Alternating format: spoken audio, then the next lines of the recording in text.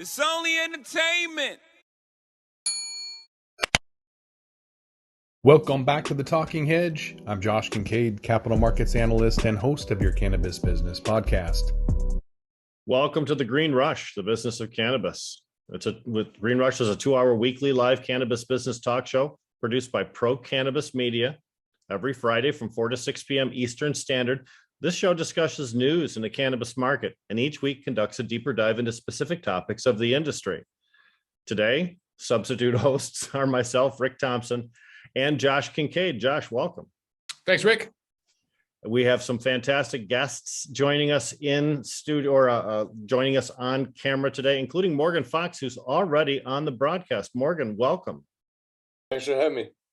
You know, Morgan, you are currently political director for NORML, but you have held many different offices in this particular industry. Can you explain some of your history since starting in advocacy here? I mean, how I really got into this was because of getting busted for cannabis. And, while that would be, annoying enough as it was, and, dealing with all the collateral consequences of that, like not being able to get student loans, having it affect my, housing and employment issues. The thing that really struck out to me was when I was in court, dudes that did not look like me were getting much harsher sentences for the exact same things that I was getting busted for. And I just, it rubbed me the wrong way. And so I started getting more involved in, the issue. And when I got out of college, I got an internship at Marijuana Policy Project that turned into a full-time job that I kept for the next 10 years. And then after MPP, I moved on to National Cannabis Industry Association for about 4 years, got a little taste of the industry life. And then just this January moved over to NORML. And honestly, it's been a trip. I've traditionally been involved in communications. And so that's, a lot of it, it's still very much involved in the like figuring out policy strategy and things like that. I mean, it's all like part and parcel. But working at NORML, I've had a chance to really get into the nitty gritty of like federal lobbying, and man, it is wild. Josh, could you tell us a little about your background in advocacy and cannabis as it relates to our show today? My advocacy is just myself standing on a pedestal. I really kind of haven't really come at it from an advocate's standpoint, but for me, I'm a broken individual. I was an athlete. I thought in high school, people that smoked pot were lazy stoners. They must have been doing indica all day. I don't know. But when I got to college and realized that, okay, the pharmaceuticals that they're now giving me because I broke my shoulder and lost my scholarship kind of changed my mindset from this driven athlete to this more holistic approach. I didn't want to take these painkillers that were going to make me just phase out and not be able to pay attention in college. I found cannabis at a very liberal university next to the Canadian border here in Washington State, and started using cannabis and just found it naturally. So I was more or less running away from big pharma. That's how I found cannabis. Not really trying to get high or anything else. It was just an alternative to pharmaceuticals. And so in high school, it was all about the dumb jock and all of the stereotypes with that. And then in college, it was the stoner stereotype. I've been fighting stereotypes nonstop my whole life. And I've just kind of been this person to self-advocate. And so I just push and push on social media, and I drive it down people's throats to the point where folks in high school who still think cannabis is this drug are, following me on social media because they're just in awe of this once athlete now turned quote unquote stoner. And they're like, what is this guy doing? And so they're following me as I kind of stand on this pedestal to kind of keep pushing this thing. Like there's a lot of rhetoric, there's a lot of misinformation, and there's a lot of BS out there where it's not this lazy drug that people are using, but more of a holistic approach that as someone who uses it every day, all day long, I can still have in this interaction and conversation with people. As I work in finance for my day job, I can still do this and use cannabinoids all day long. And just to give the audience a little bit of background on myself, I'm currently the executive director of NORML of Michigan. I'm on the board of the Michigan Cannabis Caucus of the Democratic Party, work with the Michigan Cannabis Freedom Coalition. I'm on the board of the Redemption Foundation and the John Sinclair Foundation. And I was very proud to co-host this year's Hash Bash celebration on April 2nd. But speaking of Bash, let's talk about Washington, D.C., because I happen to know Morgan's broadcasting from the district. And Morgan, there looks like there's maybe a glimmer of hope for some legislation to come out positively during this particular session regarding cannabis, maybe? There absolutely is. It's going to be a little bit tricky, but I think let's start with the low-hanging fruit.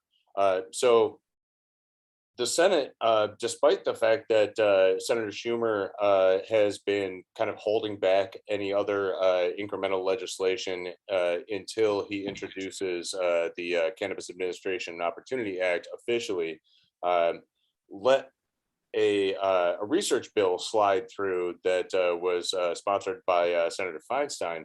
And that one passed with unanimous consent after like 30 seconds of debate, which, I mean, is pretty amazing. Unfortunately, this bill doesn't nearly go as far as the House passed bill that passed a few days after that, that was sponsored by Representative Blumenauer primarily, that actually allows researchers to be able to access products that are available in regulated cannabis markets in the states.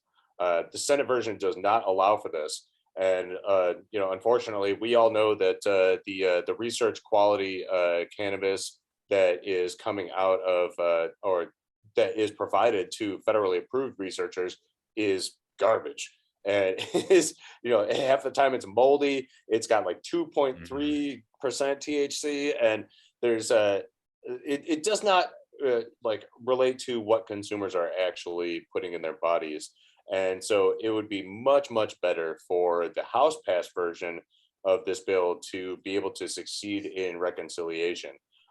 We're going to be working very heavily with members of the conference committee on that particular bill to make sure that the House version is the one that finally passes, or at least something closer to it, because the Senate version is really kind of useless. It's a step in the right direction, and it's, I think, indicative of a changing mindset in the Senate that it passed with unanimous consent after so little debate. But researchers need to be able to access what people are actually consuming. Mm-hmm. And so if we can't get something along those lines, we're really not making that much forward progress. But politically, it's good that these passed like very quickly and unanimously. And it also just happened to be around the time when the House passed the MORE Act for the second time. So what's the Senate's likelihood of passing the MORE Act? And I'd also like to say how disappointing it is that after a couple of years ago, when we got news that the University of Mississippi was no longer going to be the sole provider of cannabis for research in the United States of America, that promise really remains unfulfilled, Morgan. Isn't that correct to say that? Yeah, I mean, there have been a few dispensations laid out by DEA and NIH in order to study cannabis and to produce it, but it's been a really slow process. I mean, people that have been banging their heads against this bureaucracy for years are still waiting. After, in 2016, they said that they were going to start allowing for more licenses and for more allowances for production as well as for research, and we've just seen a trickle come through. In terms of the MORE Act, so after it was passed by the House, which was amazing, and I think that the fact that it was pushed forward by House leadership with a lot of work from Speaker Pelosi and from the House Majority Leader Steny Hoyer and Barbara Lee and Earl Blumenauer and a lot of other people that were really stumping to get this across the finish line and to get an early vote. In terms of where it's going to be in the Senate, it has landed in the House Financial or the Senate Finance Committee, and Senator Wyden is the chair of that committee, and he's also the one of the co-sponsors of the CAOA, which has yet to be introduced. So Senate leadership is intent on seeing the Cannabis Administration Opportunity Act be the bill that moves. It took a lot of language from the MORE Act, which I think is great. But nobody has seen what the revised version looks like. And just recently they announced that they're not going to introduce it officially in April as was planned, because they're getting a lot of feedback from committee leads. So yeah, I mean, we can't really have substantive conversations in the Senate about cannabis policy reform until we actually have a bill that we can talk about. And I mean, there are incremental bills that we can easily talk about, but Senate leadership does not want to talk about those bills until they introduce their baby bill. You know, Morgan, we're running out of 2022. You know, every month that they decide not to introduce something, it especially in a year when there are so many crucial elections in states across the United States of America, this is an issue that can get pushed under the rug. Josh, I know our time with Morgan here, we're coming up on our 4:20 break. I wanted to give you an opportunity to get in and talk to your friend Morgan. Well, but before we get into that, just one thing that I think is super important about the recent MORE Act vote is that this is the first time that the MORE Act has been voted on before the midterm elections and not in a lame duck. So for the first time ever, we have an opportunity to see exactly where members of Congress stand on cannabis policy reform before they head to the ballot. And that is going to be really, really useful. So anybody out there that is involved in electoral politics, particularly in states where your representatives voted against the MORE Act, it's time to bring them to task. Mm-hmm. Yeah, before we have what I anticipate being the lamest lame duck session in history after November, I'm curious how many anti-lobbyists are out there, Morgan, people that don't want this to happen. I mentioned last week on the show that I wasn't anticipating legalization or anything to move forward because of what just happened with Scott's. I think they have a lot more lobbyists than we do.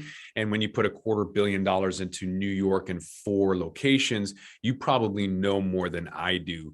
Morgan, what is your opinion between that dichotomy of partisan support and everyone saying yes, and then the money and maybe lobbyists actually saying, not today?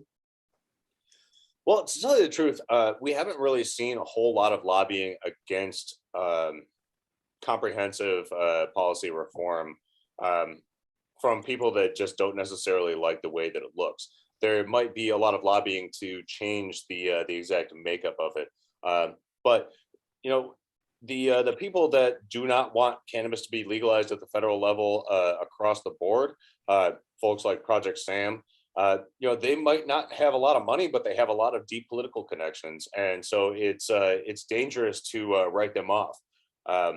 Not only that, but I mean, you can just see from the hearings in these bills that the messaging that these groups are pushing and the false information about cannabis and about the effects of regulated cannabis systems in the states are something that a lot of lawmakers still latch onto. I mean, we had people in the MORE Act hearing a couple of weeks ago still calling cannabis a gateway drug, or you know, calling the efforts to undo the harms caused by prohibition as a handout to drug dealers, as opposed to restorative justice, which it really is. I mean, these talking points still click with a lot of lawmakers. And so it's really up to everybody that is involved in advocacy to reach out to their lawmakers and educate them about this stuff. And, you know, advocacy organizations can only do so much. Lawmakers really need to hear from their constituents. Can I just say, I don't mean to say that it's lame, but it sounds really lame to call your senators or whatever. So for anyone else who feels the way I do when you hear that and you're like, that's lame, I'm never going to call them, go to someone like NORML or an alliance, Cannabis Alliance equivalent, wherever you're at, and they have lobby days. It's really simple. Sign up and participate, because you will feel empowered when you do go to your capital and you do talk to whoever is within your district. They will hear you and they'll be like, oh, I didn't know about that. Or, you know, you give them your own perception or opinions. You can change their behavior in the way that they vote. You really can be an impact. So if you hear that and you're like, that's cliche, that's lame, do something about it. Like find an organization, sign up, go to lobby days, because you can make an impact. Josh, you're absolutely right. And the only reason that lawmakers actually do anything is because they're getting heat. So if they're not getting heat from the people that are promoting our ideals and our policy preferences, they're not going to do anything about it. But, in the lead up to the MORE Act, we were kind of on the fence a little bit, and we thought that we might actually lose because there were a bunch of even Democratic lawmakers that were worried about the effect that it would have on their midterm elections, or they were worried about like specific issues here and there. But NORML and NORML's allies in the Marijuana Justice Coalition, groups like DPA and so many others, put the screws to them. We generated thousands of emails, thousands of phone calls to these offices, and that is what made them realize that this is a serious issue. It made them actually look into the issue, start to educate themselves about it, and vote the right way. Morgan, I have to take us right at that time. We're at our 420 break. Thank you so much, Morgan Fox from National Organization for the Reform of Marijuana Laws. What a wonderful 20 minutes you've given us. Appreciate it, Morgan. Thanks, buddy.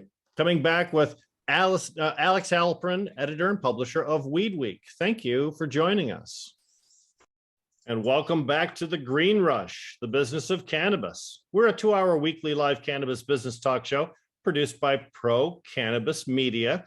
You're catching us every Friday from 4 to 6 p.m. Eastern. We discuss news, issues in the cannabis market, and we do a deep dive into specific topics of the industry. This week, I'm your host, Rick Thompson, along with Josh Kincaid. Welcome back, Josh. Thanks, Rick. We just had a great interview with Morgan Fox, who is the political director of the National Organization for the Reform of Marijuana Laws. I'd like to thank all of our viewers on our PCM YouTube channel and also everyone watching on procannabismedia.com. We're expecting Alex Halprin, who's the editor and publisher of Weed Week, to join us at any moment. Josh, Morgan, always a great interview, isn't he? Yeah, it's interesting too, NCIA, because you always think of National Cannabis Institute Association as kind of being that main driver, and then yet hearing where he's at with NORML almost kind of sounded like he was more enthralled by that aspect of lobbying and the progress that he's getting more at the local level than the national level. And I would assume maybe at the local level, it feels like things are progressing more than that slow slog that is the national legalization movement. Well, I can tell you with the National Cannabis Industry Association, there are so many divergent members that there are a lot of voices, each one demanding that their advocacy agents, move their particular issue to the front of the pile. And I know that it's often impossible for someone like Morgan, who's been in DC for a long time. He knows, and sometimes that's difficult to make your clients understand. So with National Organization for the Reform of Marijuana Laws, I think our clients are a lot more, let's just say, laid back. So probably not pushing on Morgan quite as hard to receive advances in an industry that's very, very slow to move forward. There's so many different avenues and venues, and there's bias, right? Like you were mentioning, like what are you going to get out of it? Whoever writes a bill has got some kind of dog ear on there that's going to benefit them specifically, kind of like Ohio wanted back in the day, five people only, Florida limited license state, you had a $30 million or whatever. All of these initial bills are kind of laughable when you look at it in terms of how unfortunate they are and how biased and opinionated and tailored they are specifically to the benefit of just a very few, and kind of the opposite approach we should be taking, decriminalizing and structuring this, and talking more about social equity. You look at New York, and maybe that's political posturing where they want to have 50% for social equity applicants, and those people come in and they'll sell out to Scott's for $250 million and whatever happens. But it feels good. And that's what you want, is you kind of want this feel good legalization movement with social equity to happen. But the reality is it's going to have a lot of opinions and small print in there. Well, we have 50 different individual states, and I've often considered those 50 states individual crucibles of democracy where they'll develop their own individual cannabis programs. And then when we're moving forward on a federal level, we can take best practices from all of those individual states. with social equity, we have an advantage in that each individual city that's involved in social equity has a chance to pass ordinances or to try programs that would advance social equity in their industry. The city of Detroit just authorized an adult use of cannabis business ordinance, which features heavily an advantage towards social equity applicants. It's possible that could be the new state, the new national standard. We had high hopes for Chicago, but it seems like Illinois is having a little bit of trouble working their program out. And you very much, Josh, were right to mention New York. That has a lot of promise when it comes to social equity. But the industry itself, we need to continue to experiment until we find out what's right. It seems illogical to think that we would come up with all these answers in just 2 or 3 years when these questions seem to be so complex, right? Mm-hmm. Yeah, I wish that there was a little bit more diversification, even with a lot of the hospitality, marijuana lounge, cannabis cafe bills that I've been viewing. All of them, they're all very, very similar, unfortunately. When you kind of hope that people would take a more unique approach to it, it seems like maybe, Colorado and Washington, when we went legal 10 years ago, everyone just kind of copied and pasted and then had their own petri dish experiment that they now have to work through, rather than somebody coming up with a more clear, transparent, and easier way to make these things move faster. And some of them have. There's been states in the Northeast that don't have the 700 days that it took California. I think it was more than 3 years that it took California to figure their stuff out. But they are coming at it quicker. I just wish that there was, I wish that was written more for the everyday person, just like a regular LLC. Once you put in these kind of limited licenses, if it was just opening up a regular business, it would be a lot more competitive. If they had the SBA type, I'm not a fan of the SBA, but if there was a social equity opportunity for them to get in advance quicker, that would be better. There's just too much red tape. There's too much regulation. There's too many issues right now. And I'd rather have something, like the banking industry has, where it's a self-regulatory organization. They have this SRO, this self-regulatory organization in the middle. They write all of the bills to make it too complex for the senators to understand it. And then therefore it's written in their own bias. It's written for them, and no one can question them because it's so complex. Their senators don't want to look stupid. House reps don't want to look dumb. And so they're like, yep, I guess that makes sense. Let's do that. And then the bankers get to run with it all day long. So why don't we set up an SRO? That's what the NACB tried to do. The National Association of Cannabis Businesses tried to do that. They kind of got out of that for some reason. The NCIA won't lobby hard enough, and NORML's too, I don't know what the deal is. We need something, and I believe an SRO could be that entity that could get us there, because I see it work with banks. Why can't we do it with cannabis? Yeah, NORML is more of a consumer organization. Those others that you mentioned are more business-based trade associations, and that's really perhaps what we need is to have the industry mature to the point where our trade associations compete on an equal level with some of those in the pharmaceutical or in the automotive industries, or in the natural resource industry like mining or forestry or oil exploration. They certainly seem to have the lock on lobbyists. I thought it was very interesting when you asked Morgan a question about the anti-cannabis lobbyists in the Washington, D.C., because we continue to hear about those forces that would like to put their knee on the neck of the cannabis industry, including the alcohol industry and big pharma, and even sometimes the insurance industry as well. Josh, you've heard those stories, right? Yeah, there's plenty. There's newspapers still, and oil and pharmaceutical, and all of the traditional typical players that don't want to be in there. And what I was alluding to with the anti-lobbyists was within the cannabis industry itself. I think there's plenty of MSOs who don't want legalization yet. So I don't think they want to necessarily put their knee on the neck of the industry's advancements, but they definitely want to be holding the ankles so it can't crawl forward any faster. Of course, when you open up state borders to interstate transfer of cannabis product itself, that really could upset a lot of individual state markets. And there are a lot of multi-state operators, those MSOs you mentioned, who really want to get their footprint established. If you look at Florida, we have one company that has 153 dispensaries in Florida. They've got a real lock on that state. And although in Michigan, we're a free market state, and I'm happy that we are, I can see from an MSO perspective where they would like to get that kind of a dominance of the market in other states before we open up the floodgates, so to speak. Absolutely. That's going to keep all of their money where it's at because you're limiting the amount of new entrants. So there's a serious block in terms of your ability to get into New York. You don't have $250 million, forget about it. You don't have 25 million to get into Arizona, get out of here.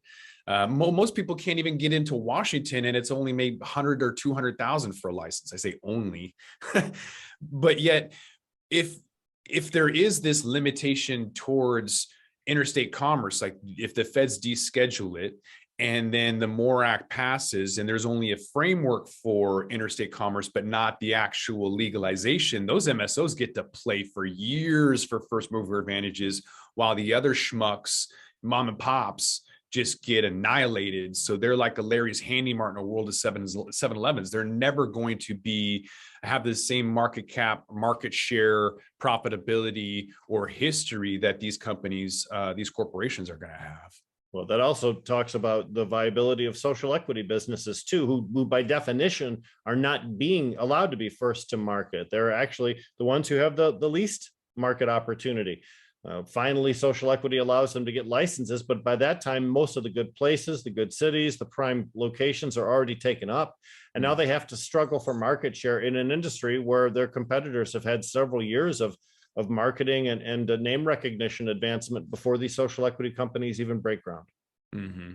Yeah, it's a huge disadvantage for anybody to try and compete at any point in time. And you give first mover advantages to somebody, and without banking and without finance or whatever, it's an uphill battle no matter what. So I think there needs to be people coming together for nonprofits or co-ops and banding together rather than trying to do it themselves. There's all this ego and individualism in places like Washington and Oregon, where I'm from.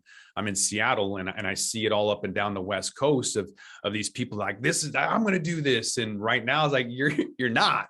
And it's going to be really hard if you keep trying. And so if we maybe band together and cooperate, there's an opportunity there. Outside of that, I think you're going to kind of still see folks in new emerging markets doing the same thing that we've been doing out here on the West Coast forever, which is trying to start from the ground up, failing miserably at it with your inefficiencies of having 18 people on a pre-roll machine, for example, thinking that this is Cuba, in the 1800s rolling cigars. That inefficiency, the lack of capital, the lack of automation, the lack of opportunities, all of this lack doesn't have to be there when we can kind of try to come together, collect our resources, have a co-op model, band together and produce something that is of substance that we want. I don't want the Budweiser equivalent. I also don't want to wait for the Phoenix to rise from the ashes. I don't want to wait for these mom and pops to produce something that I want with cultivars and quality that are consistently available. I want it now. I want that Americana. I want that Americanism and instant gratification. And we can't do that until we all come together and band together and have a co-op type cooperation against the big corporations. Otherwise, they're going to continue to run. And there's benefits to that. They're going to bring the price down. They're going to bring availability everywhere. But that's going to take a long time. And that's why I'm saying I don't have the patience to wait for that micro beer equivalent to bring in something that everybody wants. And I think there's opportunities to bring that in now, but people need to realize that it takes cooperation in order to make that happen. Josh, thanks for that. I echo all your sentiments too. With that, we're going to roll this one up. I'm Josh Kincaid. This is The Talking Hedge. Don't forget to like, share, and subscribe, or don't, and I'm out. Don't forget to smash that like button on your way out and check out these other videos that we've got.